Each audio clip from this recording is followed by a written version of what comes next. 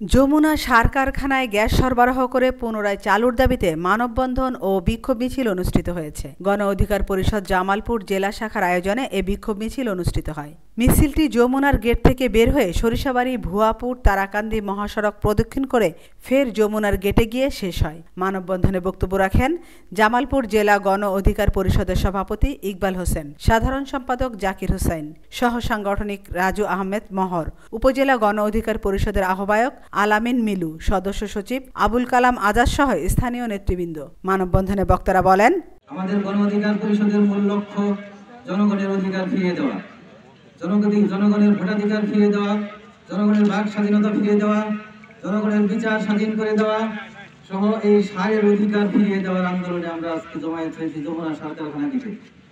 যমুনা সার কারখানা দীর্ঘ 11 মাস যাবৎ বন্ধ। এখন এই অবস্থায় বন্ধ থাকলে যমুনা সার কারখানার যন্ত্রাংশ বিকল হয়ে যাবে, বন্ধ হয়ে যাবে যমুনা সার কারখানা স্থায়ীভাবে। সেই স্থায়ী বন্ধ থেকে এই যমুনা সার কারখানাকে বাঁচাতে হলে যমুনা সার কারখানা চালু করা অত্যন্ত জরুরি। এই যমুনা সার কারখানা চালু হয় নাই।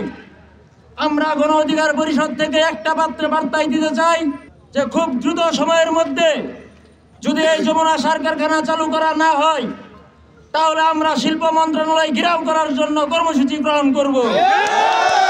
বার্তা আপনাদের কাছে চলমান থাকবে।